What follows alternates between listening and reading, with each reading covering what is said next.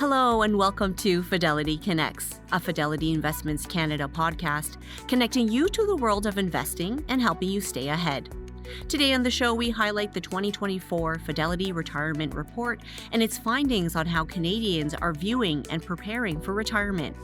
Host Glen Davidson sits down with Peter Bowen, VP of Tax and Retirement Research, and Michelle Munro, Director of Tax and Retirement Research, as they break down the perspectives, challenges, and trends of pre-retirees and retirees. Peter notes many pre-retirees are delaying retirement, delaying beyond 65 years old, or in some cases not even considering retiring at all. In addition, Michelle points out women view retirement more negatively than men. Peter breaks down the impact of the recent capital gains exclusion rate changes, saying it will affect those with corporations and trusts, plus individuals with second homes like vacation properties and cottages. Peter says be sure to connect with your financial planner to figure out the best course of action before the changes come into effect in June of this year. They also stress the importance of having a written financial plan that addresses each of your financial goals. 88% of Canadians surveyed say they feel financially prepared for retirement with a written plan, compared to 56% without one who do not feel prepared. This podcast was recorded on May 24th, 2024. Today's podcast is brought to you by the 2024 Fidelity Retirement Report. Head to go.fidelity.ca/retirement to receive the report and insights on how you can better prepare for your retirement, whatever that may look like. Michelle, I'd love to just kick this off with you reminding our audience what you do, what Peter does, and how they can access both of you. Okay, so tax and retirement research. It's a wide range, all things tax, but really a focus on tax smart solutions, retirement planning, retirement research, as well as estate planning. We go coast to coast in St. John's, Newfoundland, Vancouver, and everywhere in between. Supporting advisors and their clients. How people can access us is through the Fidelity sales team. Excellent. And Peter, you were just in the Yukon. Yes, I was. You're all over the place. So let's start with you, Peter. What is the retirement report? Glenn, we've been doing this for, as you mentioned, 19 years. It's just relatively recently off the press, this year's retirement report, where we survey 2,000 Canadians coast to coast, and we make sure we survey both pre-retirees and retirees to get a sense of what is retirement thinking in the country. And just for clarity, behind the scenes, the mechanics of all of this, how was it determined who it went to? And it was coast to coast, and when did this occur? So we do use a professional survey company that we engage each year. And we were in field back in January, in fact. It takes a long time to collate the information and dive deep into all the data to come up with the actual report. And why is this report different from the vast number of reports we seem to see in the news? Well, it's certainly one of the longest running, if not the longest running survey of retirement in the country. And that means we've been able to track sentiment and retirement preparedness over the years, including through the global financial crisis, the pandemic, and recently, a period of high inflation. And it provides a tool for advisors, right, to give to their clients and spark conversations about retirement. So these are available for distribution from the advice community. Indeed. Yes. Very good. Michelle, how are Canadians feeling about retirement these days? All right. So big picture, we ask, what is your outlook on retirement? So we asked the survey respondents that. And it's declining. So fewer and fewer people are saying positive, having a positive outlook. So that's actually down from 80% in 2018, and we're at an all-time low of 69% people who said positive. So we wanted to understand this group a little bit better. So we looked at it between pre-retirees and retirees. Retirees are feeling more positive than the pre-retirees. They just had a more negative outlook. And then we wanted to slice and dice a little bit more and understand that, and looking at those who had a written financial plan and those who did not have a written financial plan. Retirees with a written financial plan, 90% of those were feeling positive about retirement. Those without retirees without a written plan, 73%. So the people who are really drawing down the average of the positive outlook is the pre-retirees without a written plan. And it was only, 54% of those who had a positive outlook. So quite low. So I think that really highlights to people, advisors, the importance of that written plan, which I know is often painstakingly to do, but it's really helping their clients have a positive outlook on retirement. I'm curious, when you think back, both of you think back over 19 years, is there a correlation between volatility in the market and how comfortable people are feeling? Yeah, there is some, absolutely. A headline news, it's not just the volatility in the market. It's what we found is the news media, what it's showing about volatility in the market coming down, the economy, inflation, that was also drivers, we felt, in bringing down that overall outlook. Yeah, it's the bigger stories that tend to drive it down. Makes sense. The financial crisis.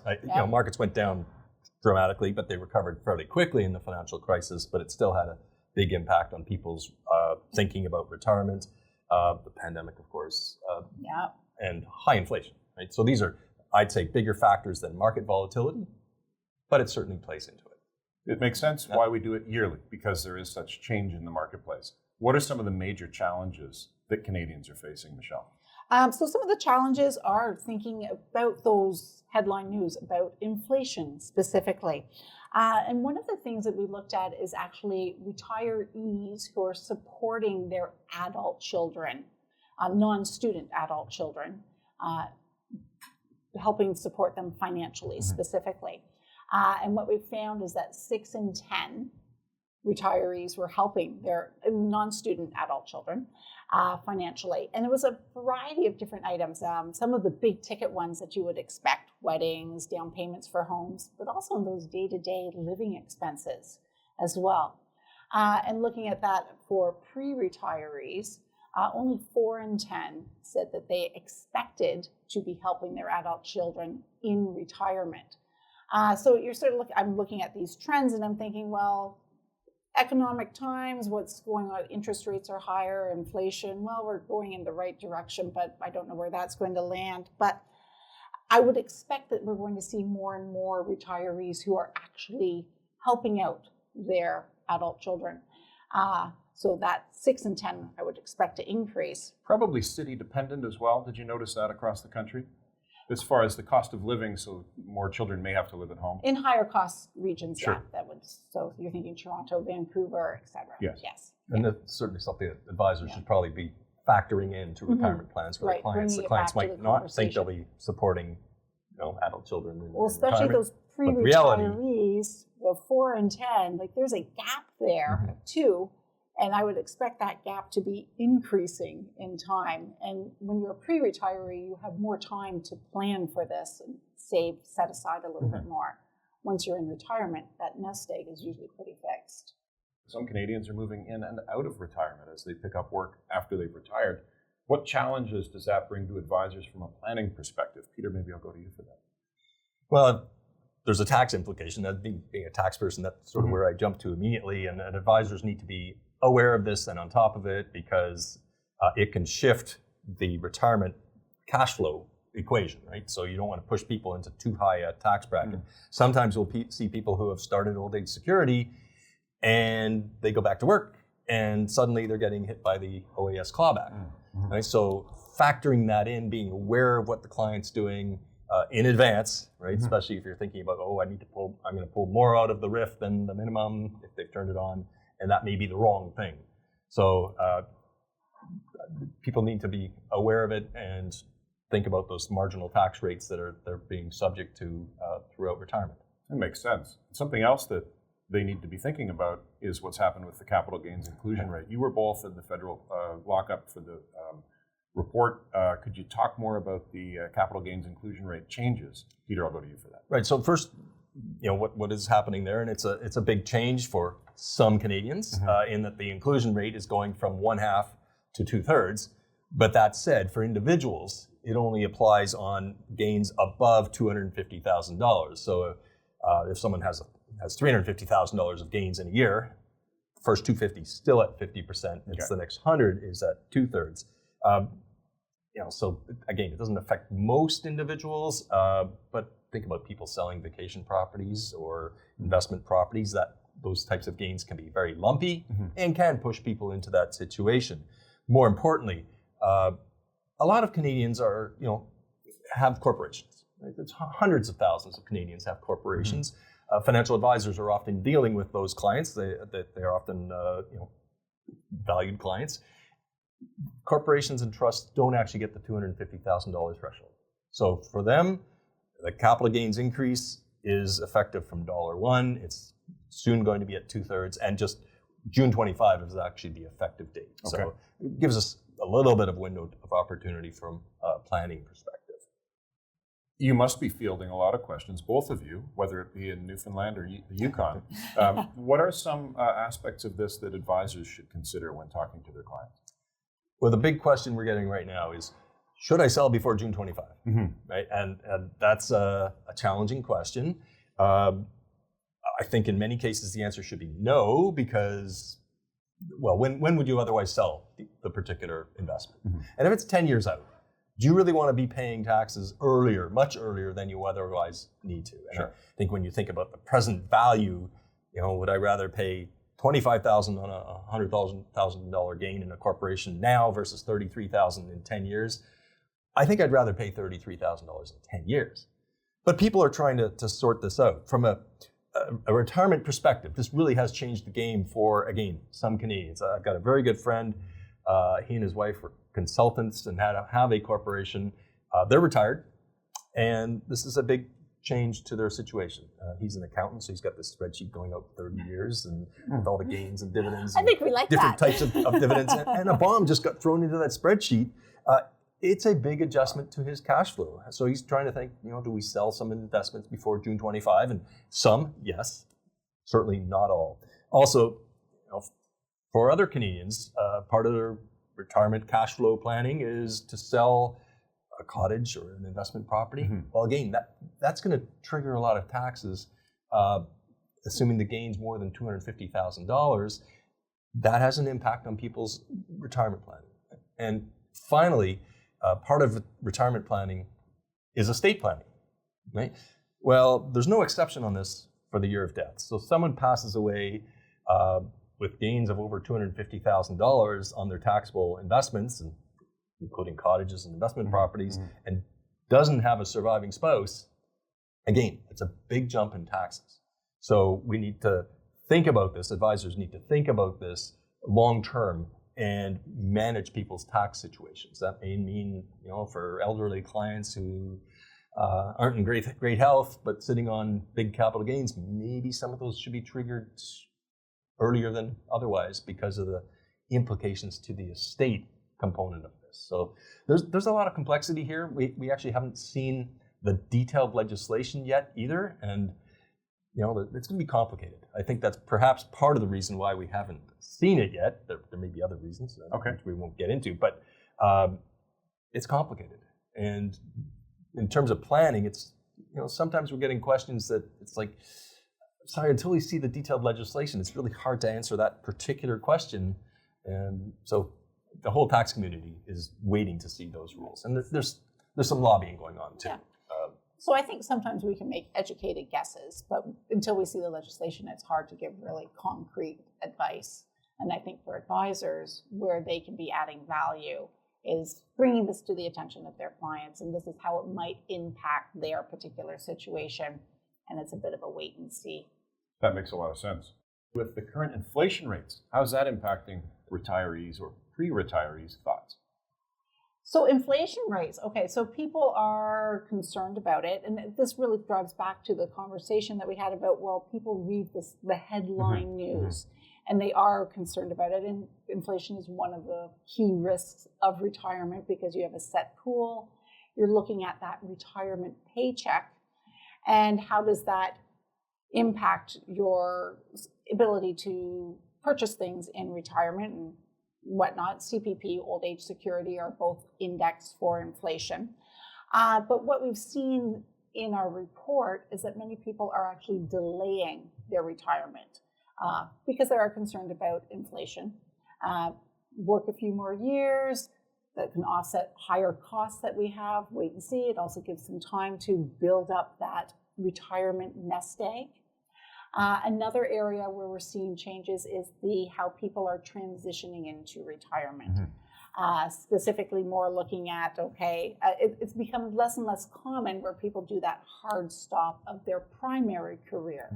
And then they're going into semi-retirement or a more phased-in approach. Well, if I can interject, I'm always intrigued by the concept of semi-retirement. I think about it a lot as we've gone through these surveys over the years, and perhaps because I'm closer to retirement than you are. But it does strike me that we have an expert on the panel. We do. Glen, you retired in January, and it appears you're doing some work in retirement. So how's retirement going? How are you enjoying the work? I enjoy this so far, especially sitting here with the two of you, talking to all of you. I hadn't planned on this, and I think what people have to expect is that if they are planning to retire, you don't know what you don't know. You planned on retiring, but not working. But not necessarily working. Right. And but I feel privileged that I have this opportunity, and it's because it allows me to keep connected with the firm, keep connected with clients, keep connected with just all the thoughts around what we talk about. If it's with portfolio managers, subject matter experts,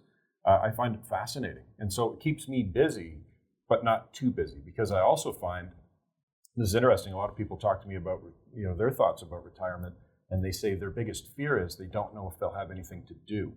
And I would say to them, there's a lot out there. There's a lot that you'll discover once you retire, and find things that you can give back in the community, things that are exciting for you, for your family, and for others. And I think, and for me, this is one of them. So, well, it's a growing trend, and it's a our growing survey trend covers of this. Pre-retirees who are saying that they intend to do more of a phased-in approach to retirement. And as you were saying, the primary reasons are to stay busy, stay engaged, stay active. Yeah. There is a secondary reasons as well, financial, because it adds a little bit to your paycheck. You don't have to eat into your savings, your retirement savings, which is nice. Also, we found that people do it too for their lifestyle, an extra dinner out, for travel, what have you. And I think what advisors want to avoid for their clients is where they're not in a situation where they have to work. They want it to be a choice. And there's a lot of research about this, right? Yeah. Where there are benefits to working in retirement, but those benefits disappear if it's not a choice. So Yes. There's a phrase we like to do: a plan to work in retirement is not a retirement plan. It sounded to me, when I read your report, if I get the numbers right, only 4% of people feel that they'll be able to work for enjoyment versus necessity. It sounded like the majority are feeling like, I'm going to have to do this because I'm going to have to supplement any type of retirement income from my investments or from other means. And I wonder if it'll really be their reality when they do retire. We read the surveys and we get the results, and then you try to make educated reasoning behind it. And it is. And inflation is another factor as well, is that we are in a higher inflationary rate, and people are choosing to work for those reasons as well. Michelle, are there other ways that people are having to adjust as they come into retirement based on the factors that are in front of them? So there's there's a delay in retirement. We're seeing an increase in that, as well as we're looking at those who pre-retirees of when do you expect to retire? What age do you expect to retire? And for the pre-retirees, that is an increase. There's a higher percentage saying 65 and later. And particularly, there's a higher percentage of those saying that I'm never going to retire. I'm just going to keep on working as long as I can, which I thought was really interesting. And where we saw the biggest jump was in female pre-retirees. So I thought that was a really interesting. So I thought it's also a good way for advisors to connect with their female clients who they often have it's a stereotypical statement, but they often have a less strong relationship with their female clients than their male clients. So this is a way to connect. And how are you feeling about retirement? What are some of your concerns? We have some research here. Does this relate to how you're feeling? So it's an opportunity. So let's stay on the topic of advisors. let's talk about the value of advice and how important it is for people at all stages, but in particular, pre and post-retirement. Well, what we found is that there's a high correlation of those who have a written financial plan and working with a financial advisor to create that plan. 85% of those who have that written financial plan work with an advisor to create it. And then those who have a written financial plan feel, we talked about this earlier, more positive about retirement. But it's not just positive about retirement in general. They're feeling more optimistic about their investments, the future growth that they have. They feel that they're closer to actually achieving their retirement goals and overall just better prepared. So we also looked at, better prepared for retirement. Well, what do we mean by that? Well, we asked them, is it financially prepared? Written plan? Absolutely, feeling better prepared. Emotionally prepared? If they have a written plan, also feel better emotionally. Socially, and even physically. And you think of those are 4 pillars of overall well-being. And those who have that written plan feel better. And I think so many advisors became a financial advisor because they wanted to help people. And they're probably looking at it through a financial lens, but it is overall well-being, helping people. It's always amazed me that, even on the physical element, that having a plan matters. That's consistent across the years. Consistent, yes. What are some of the major differences in retirement perspectives between retirees and pre-retirees? Maybe Peter. Differences in retirement perspectives between retirees and pre-retirees. I read that as, what do people think they're going to be faced with, and what's the reality been? Yeah, and there's always differences between pre-retirees, how they're thinking about retirement, and retirees. I think a big factor is the uncertainty for pre-retirees, because their numbers in terms of their levels of preparedness are consistently lower. But I think some of that's the uncertainty. You have more certainty now that you're in retirement about how things are looking, what you're doing. It's early days for you, and you're very young, and it's been great so far, Peter. But so we do see that natural once people move into retirement, as you've said. This isn't as scary as I thought. Perhaps I'm busy, I'm engaged, I'm having fun. I think you said you are having fun. So, but that's until you get to that stage, it can be a bit scary for people. It's a huge change to what you've been doing for a majority of your life. Your working career, which is decades long, 8+ hours a day, is working. And now in retirement, how does one fill that? And we saw in our survey where a significant portion of pre-retirees are delaying retirement because not sure what they're going to do in retirement. It's a factor. Yeah. Some other reasons that they're delaying retirement is because of inflation, concerns that they haven't saved enough. So those are the biggest ones. It'd be interesting to see how many people delay retirement and then when they retire say, I really shouldn't have done that. I should have waited. I shouldn't have waited, and I should have done it when I was perhaps more physically able to do a lot of things, etc., because of the fears that they had. But again, working with an advisor can help reduce some of those fears. Right. And I think as well, particularly so many people have their identity is linked to their employment. I am Michelle Munro, tax and retirement research. Yeah. And if you take that away, well, who am I? Financial advisors, are talking finances, but it's also the emotional aspect of it. Emotional, social, physical. Yeah. That's why we like to bring that into the conversation because it's an important element of retirement planning. It is. We can also underline the fact that when you have a plan through an advisor, you should meet obviously regularly on it because, as you said, the capital gains inclusion rate changes and throws a lot of that out the window. So we have to be reviewing this on a regular basis. Absolutely. Can I ask a question about the capital gains inclusion rate? And that is, it's just us talking. Did both of you foresee this? Did you have a sense? Were you surprised when it happened? So, firstly, there's been speculation for years that there would be an increase in the capital gains inclusion rate. The Liberals are supported by the NDP, and they were explicit in the last election campaign that they wanted to see a 75% inclusion rate. So the fact we've gone to 2/3. So I'm not overly surprised. We didn't have any early indication, but that speculation has been bubbling for years. The fact they've given this 250,000 threshold is a bit surprising to me. Although, again, for hundreds of thousands of Canadians that have private corporations, they don't get that. And when the government talks about, I think the number is 0.13% of Canadians will be affected. No, that's not true. There are a lot of Canadians who have private corporations, aren't included in that 0.13%.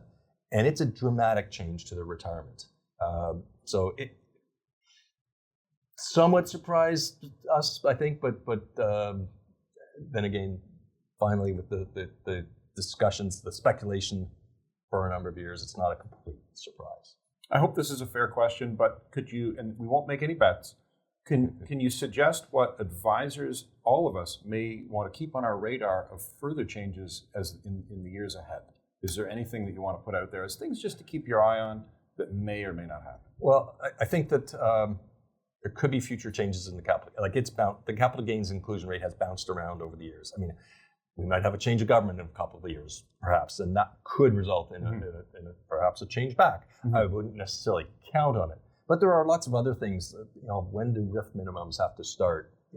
As a society in Canada, Canada's aging, right? But also people are living longer, they're working longer. Mm-hmm. So maybe RIF minimums should be reduced, should be spread out over longer periods, should actually start later. So there are a number of tax items where there's been some lobbying on that make a lot of sense to me to delay things. I also think the old age security numbers, when we look at the costs of OAS projected for the next decade plus, it's really going up. So will they tweak the clawback, for instance?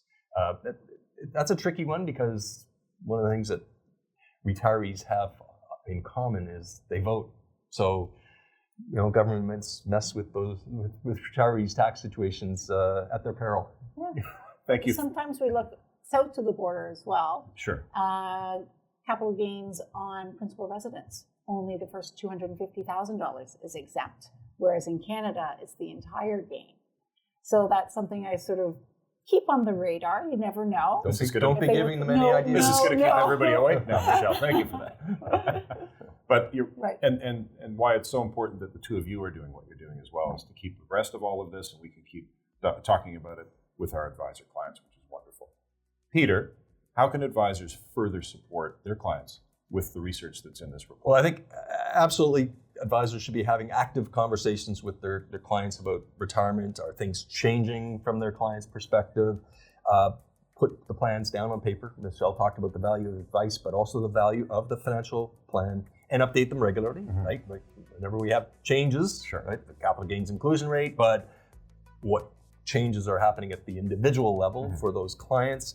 And finally, I'd say use our report, give it to your clients, spark those conversations, and make those conversations about retirement deeper so that you're adding more value to the equation. Excellent. And Michelle, how does our audience access this report?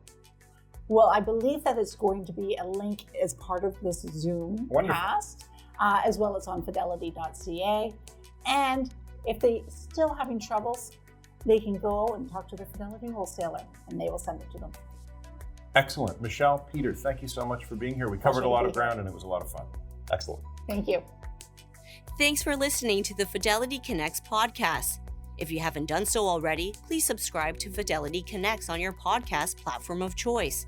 And if you like what you're hearing, leave a review or a 5-star rating. Fidelity mutual funds and ETFs are available by working with a financial advisor or through an online brokerage account.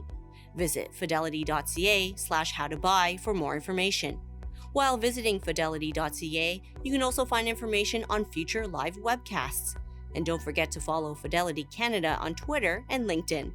Thanks again. See you next time.